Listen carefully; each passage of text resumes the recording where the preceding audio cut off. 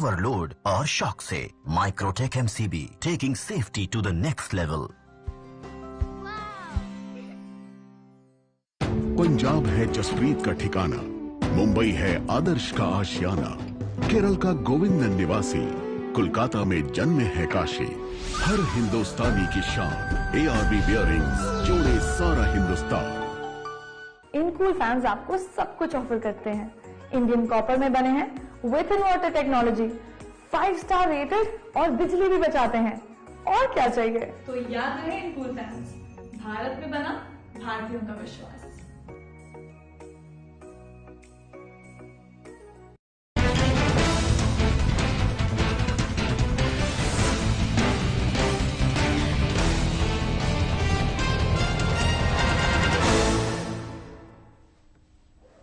नमस्कार, आप देख रहे हैं साधना प्लस न्यूज। आप सभी का स्वागत है अपना बिहार के हमारे इस बुलेटिन में। आपके साथ मैं अंजलि झा। बुलेटिन की शुरुआत करेंगे, लेकिन इससे पहले नजर डालते हैं आज की सुर्खियों पर।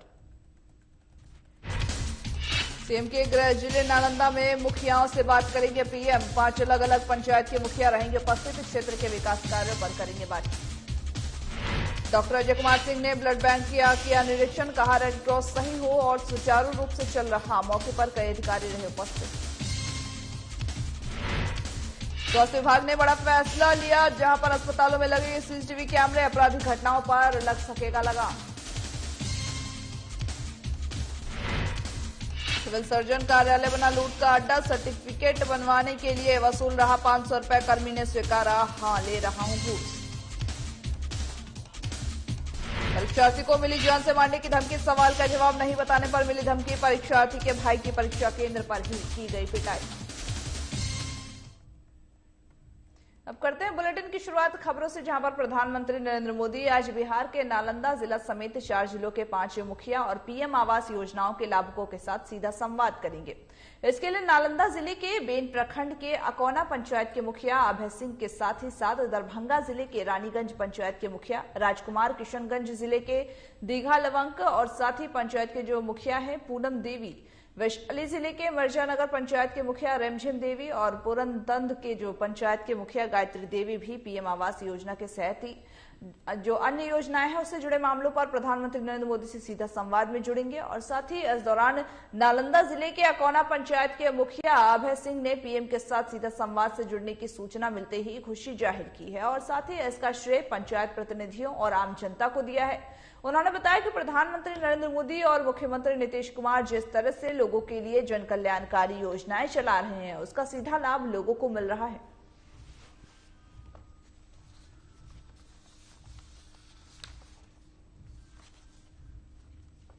हो रहा है कि आज हम लोग प्रधानमंत्री से हमारी सीधी संवाद होगा और हमारे पंचायत के 2 लाभुक का भी चयन हुआ है। सुखदेव केवट जी हैं और मनोज केवट हैं, रामाबिघा गांव के हैं, जो हमारी पंचायत के हैं। तो ये अवसर का किसको श्रेय दे रहे हैं? ये श्रेय हम अपने पंचायत के तमाम जनता को देना चाहते हैं कि उन्हीं के बदौलत आज हम लोग को प्रधानमंत्री जैसे उच्च पद पर बैठे हुए प्रधानमंत्री से नरेंद्र मोदी जी से हम लोग का सीधा संवाद होगा। आरा में नीतीश विचार मंच का गठन किया गया है। बताते चले कि यह मंच किस तरह से कार्य करेगा, इस संबंध से हमारे ब्यूरो चीफ संजय श्रीवास्तव ने नीतीश विचार मंच के जिला संयोजक राजीव सिन्हा से खास बातचीत की है। आइए आपको सुनाते हैं क्या कुछ कहा है नीतीश विचार मंच के जिला संयोजक राजीव सिन्हा ने। साधना प्लस न्यूज में आपका स्वागत है। अभी हम होटल पार्क व्यू में हैं और यहाँ पर जो नीतीश विचार मंच का गठन किया गया है। नीतीश विचार मंच क्या है और इसका उद्देश्य क्या है, उसके जिला संयोजक हमारे साथ हैं राजीव सिन्हा जी। राजीव सिन्हा जी, आपका साधना प्लस न्यूज में स्वागत है। धन्यवाद। ये बताएं कि ये नीतीश विचार मंच आखिर है क्या, ये जिसका गठन हुआ है? नीतीश विचार मंच जो है वो एक सामाजिक मंच है जिसमें जदयू के लोग, जदयू के कार्यकर्ता जो किसी सांगठनिक पद पे नहीं है,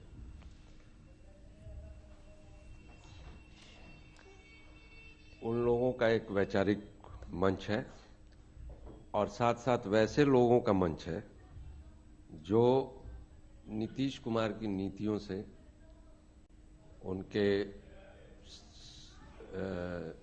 उनके सरकारी कार्यक्रमों से प्रभावित होकर समाज के लिए कुछ योगदान कर रहे हैं। उनका एक मंच है। तो इसमें हम क्या माने कि जैसे जो सामाजिक गतिविधियां होती हैं शहरों में, चाहे जो भी बहुत सारी समस्याएं भी लेकर लोग पहुंचते हैं, तो क्या इसमें जो समस्या से ग्रसित लोग हैं उनका भी निदान आप करवा पाएंगे? देखिए, नीतीश विचार मंच का मुख्य उद्देश्य है नीतीश कुमार की नीतियों को, सरकार की नीतियों को लोगों के बीच तक पहुंचाना। अब पहुंचाने के क्रम में अगर किसी को कोई नीतियों की वजह से या कार्यक्रम की वजह से उसका लाभ उनको नहीं मिल पा रहा है, सरकार के किसी पदाधिकारी से या किसी और भी तरीके से, तो उसमें नीतीश विचार मंच पूरी तरह सहयोग करता है, करेगा। क्या इसके अंतर्गत मैंने इसे जो जैसे बहुत सा कार्यक्रम होता है, जैसे सरकार की बहुत से कार्यक्रम है, जैसे आवास का है, राशन का है, सड़कों से संबंधित है, या विभागीय और भी कोई संबंधित परेशानी अगर उनको मिल रहा है, इसके अंतर्गत मैंने इसे जो जैसे बहुत सा कार्यक्रम होता है, जैसे सरकार की बहुत से कार्यक्रम है, जैसे आवास का है, राशन का है, सड़कों से संबंधित है, या विभागीय और भी कोई संबंधित परेशानी अगर उनको मिल रहा है, तो विचार मंच जो है, नीतीश विचार मंच, और आगे बढ़कर उनको सहयोग करती है। देखिए, नीतीश विचार मंच, जैसा राजीव सिन्हा जी ने बताया कि नीतीश विचार मंच आगे सहयोग बढ़कर करेगी, और जो भी लोग समस्या अगर लेके भी इस मंच के तहत आते हैं तो उसका निदान भी होगा। साधना प्लस न्यूज के लिए आरा से संजय श्रीवास्तव। ज्ञान ज्योति आवासीय विद्यालय बामपाली में सड़क सुरक्षा के तहत ही स्कूल के छात्र छात्राओं को यातायात के नियमों का पालन करने के बारे में बताया गया है, जहां पर बता दें कि साथ ही साथ स्कूल के जो प्रांगण में रोड सेफ्टी के बारे में भी इनको जानकारी दी गई है। वहीं विद्यालय के प्रिंसिपल सीपी जैन ने यह बताया है कि बच्चे शाखों कैसे पार करें और ट्रैफिक नियमों का कैसे पालन करें, उसके बारे में उन सभी को जानकारी दी गई है। बताते चले कि हाल ही दिनों में सबसे ज्यादा मौतें सड़क दुर्घटना की वजह से हुई है।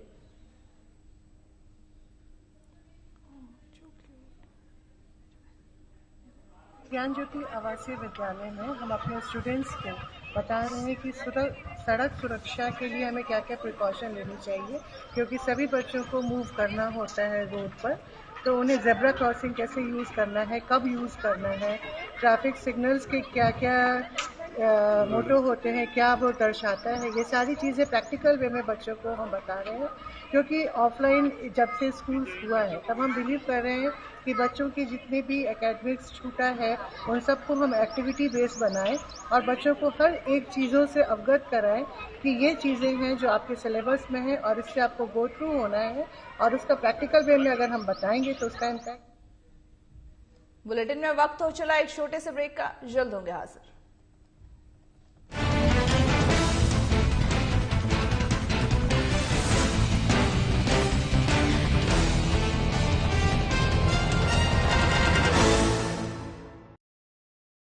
एंडकूल फैंस, इसमें कॉपर है, ये बिजली बचाता है।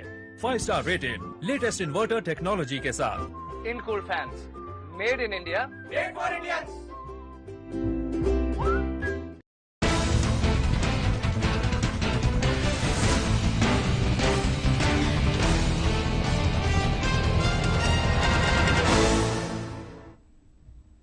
ब्रेक के बाद आप सभी का एक बार फिर से स्वागत है अपना बिहार के हमारे इस बुलेटिन में। अब बढ़ते हैं खबरों की ओर, जहां पर प्रखंड के पश्चिमी इलाके में एक अदद छत का गरीबों का सपना तार तार हो चुका है। बता दें कि इस इलाके में प्रधानमंत्री ग्रामीण आवास योजना चंद दलालों की जागीर बन गई है। भ्रष्ट अधिकारियों और दलालों के चक्कर में ही जनप्रतिनिधियों की तिकड़ी ने गरीबों की आशियाना जो है उसको छीन लिया है और अमीरों की अट्टालिका खड़ी कर दी है। प्रखंड की मेकरा और डबल मोड़ पंचायत के आज भी गरीबों की जिंदगी झोपड़ियों में ही गुजर रही है। बताया यह भी जा रहा है कि चंद लोगों ने संयुक्त रूप से योजना को ही बेच करके गाढ़ी कमाई कर ली है। वहीं जिला पार्षद कुमार नवनीत हिमांशु ने इस योजना की जांच करने की मांग की है।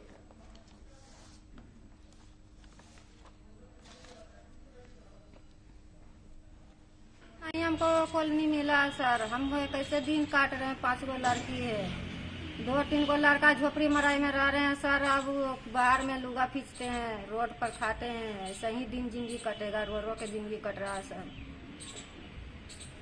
आप मेरे के खोज खबर तो नहीं ले रहा है। अपना कॉलोनी का चेकिंग करता नहीं, कहाँ मिला है कहाँ नहीं मिला, कम से कम चेकिंग तो करना चाहिए। अंतर्गत शिवनार, बरहपुर, मोर पश्चिमी, मोर पूर्वी, कन्हाईपुर, मेकरा, इन तमाम जगह देखने से स्पष्ट होता है कि यहाँ बड़े पैमाने पर इंदिरा आवास पर रैकेट हुआ है, जिसमें धांधली ही धांधली हुई है। यहाँ गरीब को जिसको मिलना चाहिए था, प्रधानमंत्री की तरफ से जो मिलना था, प्रधानमंत्री रोजगार योजना के तहत मिलना था, उनको ना मिल करके उन लोगों को मिला है जो काफी अव्वल दर्जा के लोग हैं, पैसे से सबल हैं, जमीन जायदाद भी हैं, मकान भी 3 तल। रेड क्रॉस के उप संरक्षक पूर्व एमएलसी डॉक्टर अजय कुमार सिंह ने ब्लड बैंक का निरीक्षण किया है। वहीं निरीक्षण के दौरान ही उन्होंने कहा कि रेड क्रॉस सही हो और सुचारू रूप से चल रहा है। उन्होंने रेड क्रॉस की गतिविधियों पर संतोष जाहिर किया है। साथ ही साथ मौके पर रेड क्रॉस की सचिव डॉक्टर विभा कुमारी सहित जो कर्मी थे वो भी मौजूद रहे।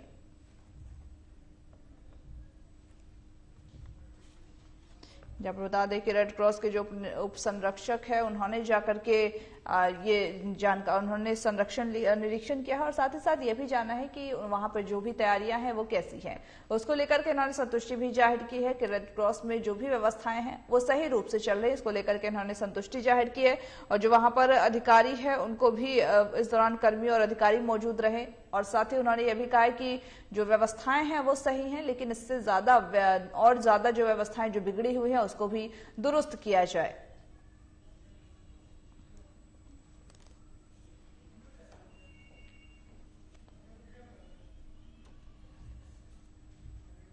भोजपुर रेड क्रॉस सोसाइटी के कार्यालय में अचानक मैं आ गया, खास करके कार्रवाई को देखने के लिए। देखा कि सचिव विभा जी अपने चेयर पर बैठ के काम कर रही थी और सारे लोगों से काम करा भी रही थी। आने के पश्चात ये मैंने देखा कि इनका हैंड सैनिटाइजर, फेस मास्क और साबुन का वितरण कर रही थी, जिसमें हमने भी अपने लोगों को दिलवाया। यहाँ पर शरीक हुए हम लोग और अपने स्टाफ को भी दिलवाया। सभी को मास्क लगाना बड़ा भी जरूरी है, उचित है। अभी कोरोना काल खत्म नहीं हुआ है हमारे बीच में। सदर अस्पताल में लगातार हो रहे डॉक्टरों पर हमले, मारपीट की घटना, मोबाइल गायब और फिर सरकारी संपत्ति को नुकसान पहुंचाने की वारदातों के बाद अब स्वास्थ्य विभाग ने अस्पताल में सीसीटीवी कैमरे लगाने का फैसला ले लिया है और जल्द ही अस्पताल के अंदरूनी और बाहरी हिस्सों में सीसीटीवी कैमरे लगाए जाएंगे और साथ ही जो पुराने हैं उनको दुरुस्त किया जाएगा। इसके बाद अस्पताल में आपराधिक घटनाओं पर लगाम लग सकेगी।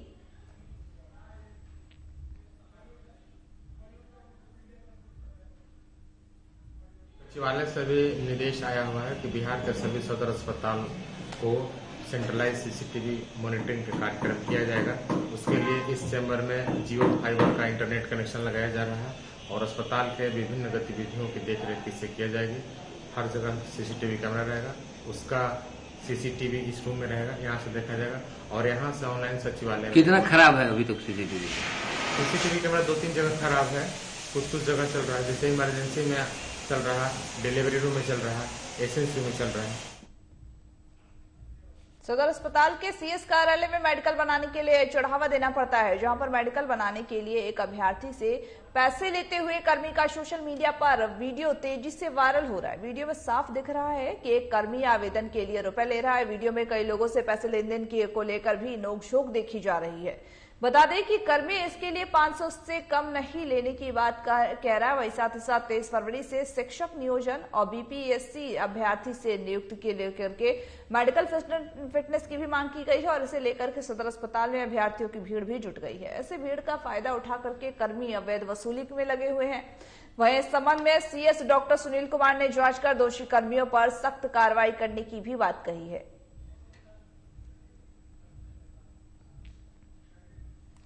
जहां पर बता दें कि सर्टिफिकेट बनवाने को लेकर के अस्पताल में ये भीड़ देखने को मिली है। वही साथ ही साथ ये भी कहा जा रहा है कि सर्टिफिकेट बनवाने को लेकर के 500 रुपए वसूले जा रहे हैं और साथ ही इस वीडियो में, वायरल वीडियो में ये भी सुनने में मिल रहा है कि 500 से अगर कम दोगे तो काम नहीं बनेगा, 500 से ज्यादा देना पड़ेगा, ये भी कहा जा रहा है। वही बता दें कि जहां पर कार्यालय, सीएस कार्यालय जो है मेडिकल बनाने को लेकर के ये चढ़ावा देना पड़ता है, जिसके बाद ही आपका जो काम है वो हो सकेगा। पहले तो आप वहां पर जो कर्मचारी बैठे हुए हैं उनको चढ़ावा दीजिए, उनको रिश्वत दीजिए, उसके बाद जाकर के आप जिस काम के लिए वहां पर जाते हो वो उसके बाद काम होगा। हालांकि ये वीडियो भी वायरल हुआ है जहां पर कई लोगों से पैसे लेने देने की बात भी इस वीडियो में सामने आ रही है और कई लोगों से इस वीडियो में नोक झोंक भी देखने को मिल रहा है पैसे लेने देने को लेकर के। वही बताते चले कि 23 फरवरी से ये शिक्षक नियोजन और बीपीएससी की जो अभ्यर्थी हैं उनकी नियुक्ति के समय मेडिकल फिटनेस की मांग की गई है, जिसके बाद से इस मेडिकल फिटनेस की को बनवाने के लिए भी जो अभ्यर्थी है वो वहां पर जाते हैं और फिर उन्हें 500 रुपए देकर के उनका मेडिकल फिटनेस बनवाया जाता है। ऐसे में आप तस्वीरों में देख सकते हैं किस तरह से ये भीड़ लगी हुई है।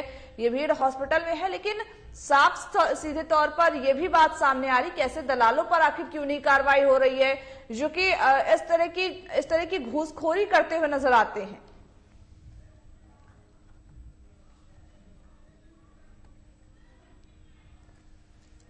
ये कहा जा रहा है कि मेडिकल नहीं बनेगा क्योंकि 700 रुपये तो यहाँ देना होगा। यहाँ विभाग का हर आदमी कर्मचारी इसमें बढ़ता है। अगर मैंने 700 रुपये देने से मना किया तो मेरा कागज को फाड़ दिया। किस लिए मेडिकल बनवा रहा है? मेरा टीचर बिहार प्राथमिक शिक्षक में चयनित हुआ हूँ, जिसके चलते मेडिकल बनवाने आया था मैं।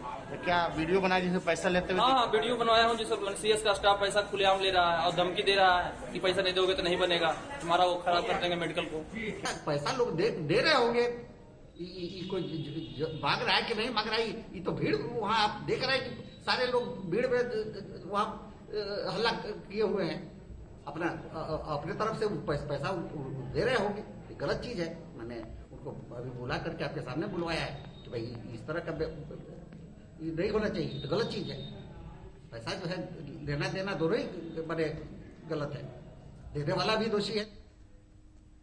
बिहार में सुशासन की सरकार में अधिकारी और कर्मचारी बेलगाम हो चुके हैं। बताते चले कि अधिकारियों और कर्मचारियों के द्वारा नियमों को ताक पर रख करके लोगों से जबरन अवैध वसूली की जा रही है। दबंगई ऐसी कि जब घूस लेने का जो ये वीडियो कैमरे में कैद होता है, फिर भी कर्मी बोल रहे हैं कि हाँ ले रहा हूं पैसे, क्या बात है, और कहा कि प्रति व्यक्ति 500 रुपए ले रहा हूं। आपको बताते चले कि बिहार के जिले मोतिहारी के सिविल सर्जन कार्यालय से जहां एक कर्मी दिन दहाड़े विभिन्न कारणों से मेडिकल सर्टिफिकेट बनवाने आए लोगों से बेखौफ होकर के पैसे लेते हुए नजर आता है, और जब ये उसकी करतूत मीडिया के कैमरे में कैद हो जाती है, फिर भी वो जनाब ना तो अधिकारियों से उनको डर लगता है और ना ही उनको कोई शर्म आती है। इतना ही नहीं, वह बेखौफ होकर के कहते हैं कि हाँ मैं सर्टिफिकेट बनवाने के एवज में पैसे ले रहा हूं, क्या करोगे।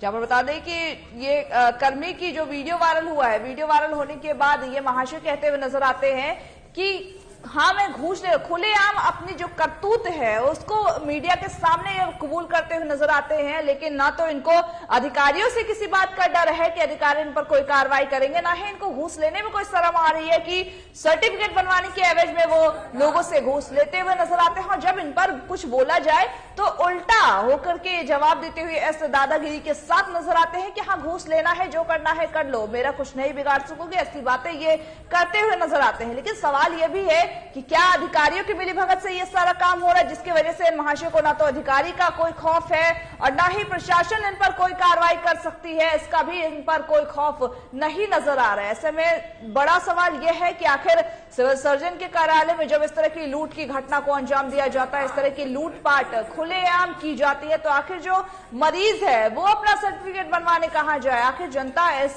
गुहार को कहां लेकर जाए, ये भी एक बड़ा सवाल है। और साथ ही साथ इन जैसे जो घूसखोर अपराधी है उन पर कब कार्रवाई होगी, कब उन पर जो प्रशासन का शिकंजा है वो कसेगा, वो भी एक सवाल है।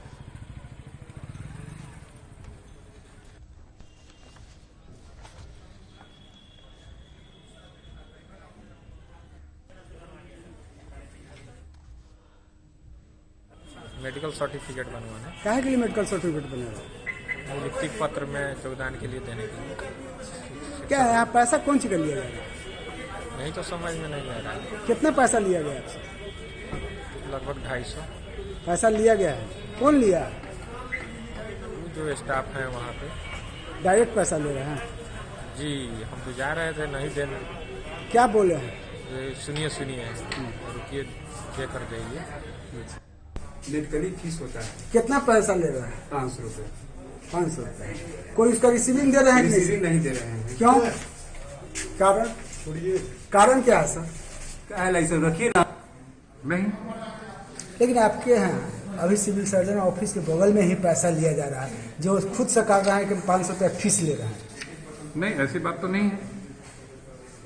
अगर ऐसा हुआ तो क्या करवाएंगे? जांच कराएंगे। पुलिस ने रफीगंज पीएससी से 60 वर्षीय वृद्ध का शव लावारिस अवस्था में बरामद किया है, जिसमें कि पुलिस ने पोस्टमार्टम के लिए सदर अस्पताल भेज दिया है। बताया भी जा रहा है कि कुछ ही घंटों के बाद मृतक के पुत्र गोह अंतर्गत ही जाजापुर निवासी शिव कुमार राम अपने परिजनों के साथ पोस्टमार्टम के लिए वाहन को रोका गया है और साथ ही साथ शव पुनः रफीगंज थाना लाया गया है। शव की पहचान गोह थाना क्षेत्र के जाजापुर निवासी ओम प्रकाश राम के रूप में की गई है। मृतक के पुत्र शिव कुमार ने यह बताया है कि मेरे पिताजी आज ही सुबह करीब 9 बजे गांव के ही ड्राइवर सकज पासवान के साथ ट्रैक्टर से कुट्टी लादने के लिए निकले थे।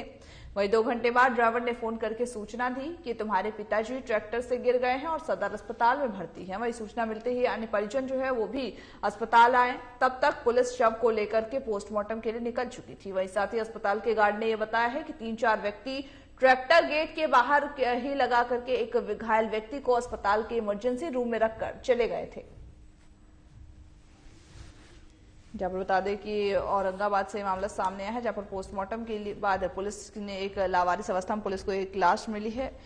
60 वर्षीय वृद्ध की लाश ये बताया जा रहा है। वहीं पुलिस ने जब तफ्तीश की तो कुछ ही घंटे के बाद मृतक के पुत्र भी वहां पर आ गए और ये जो शव है वो जाजापुर निवासी की बताई जा रही है। वही साथ ही पुलिस ने ये पोस्टमार्टम कर लिया है और साथ ही यह भी बताया है कि जो शव मिला है उसके पुत्र, शव का जो पुत्र है वो बाद में पहुंचा और फिर पुलिस ने इस लावारिस अवस्था में जो लाश मिला उसका पोस्टमार्टम भी कर रहे। आखिर ये लाश कहां से आया और कैसे आया, इन सभी मामलों को लेकर के पुलिस जांच में जुटी हुई है।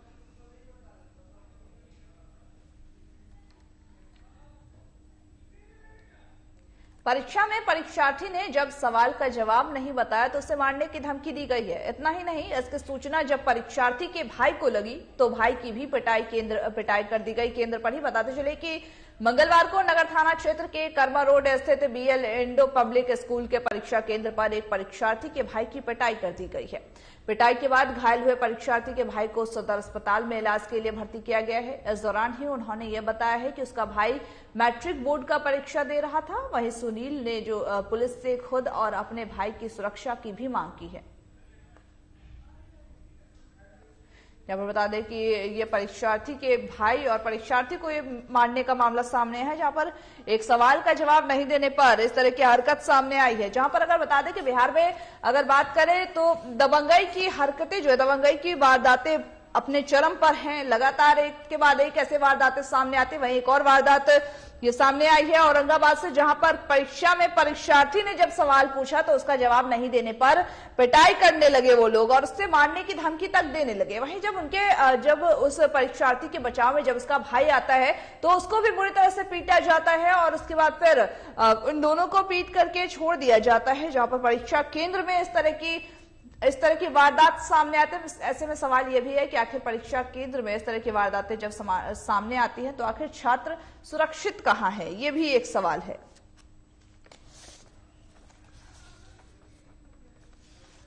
3 दिन से मेरे भाई का क्रॉस कर रहा था एग्जाम सेंटर में। लोग ये हमको बतलाओ ये बच्चा स्पेशल अपना लिख रहा है और उन लोग क्रॉस कर रहा था। कल नहीं बतलाया, 3 दिन बतलाया, कल नहीं बतलाया। इसके बाद बाहर सेंटर से निकालकर 4 लेकर मारा और आज मैं सेंटर पहुंचाने गया। उसके बाद वो 10 गुंडा को बुलाया और मेरा मार सर फोड़ दिया और मेरा भाई एग्जाम सेंटर में है, उसका भी जान का खतरा है। किसी बड़ी आपराधिक घटना को अंजाम देने की तैयारी में जुटे 5 अपराधियों को पुलिस ने गिरफ्तार कर लिया। बताते चले कि गिरफ्तार अपराधियों के पास से 1 देशी कट्टा और साथ ही 1 पिस्टल और 2 जिंदा कारतूस भी बरामद किए गए हैं। साथ ही साथ 5 मोबाइल और 1 बाइक भी इस दौरान बरामद की गई है। वह इस मामले को लेकर के मधुपुरा के जो एसपी हैं राजेश कुमार ने यह बताया है कि अंतर जिला सहरसा के बिहारा पच गचिया का रहने वाला 3 अपराधी किसी बड़ी आपराधिक जो वारदात है उसको अंजाम देने में जुटे हुए थे, जिसे गुप्त सूचना के आधार पर थाना अध्यक्ष जयंत कुमार ने अपने दल बल के साथ धर दबोचा है। वहीं गिरफ्तार अपराधी के निशानदेही पर स्थानीय 2 और अपराधी को पुलिस ने गिरफ्तार किया है, जिसके ऊपर पहले से ही कई आपराधिक मामले दर्ज हैं।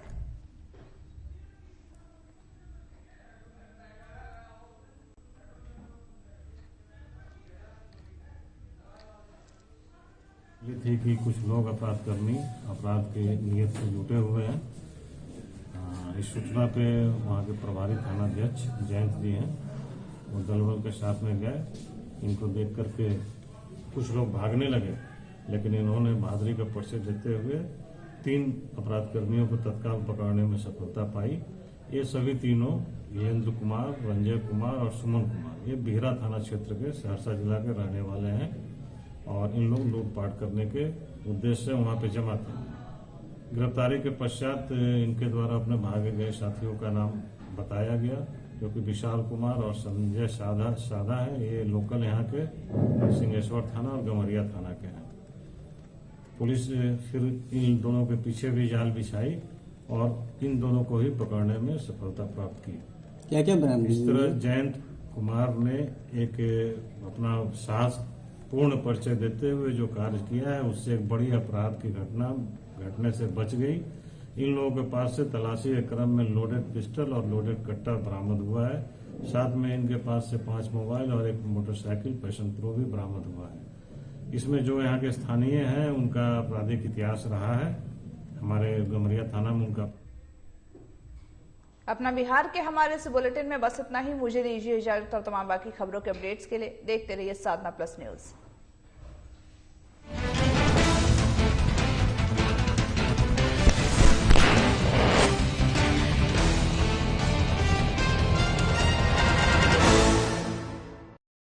इनकूल फैंस आपको सब कुछ ऑफर करते हैं।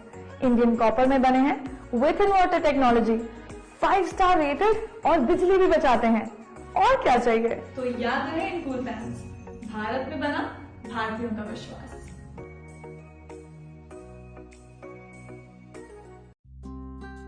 पापा देखो मेरा नया डॉल हाउस। इसमें फ्रिज है, एसी है और वॉशिंग मशीन है। पापा कोई भी एमसीबी लगाने से ऐसा आपके घर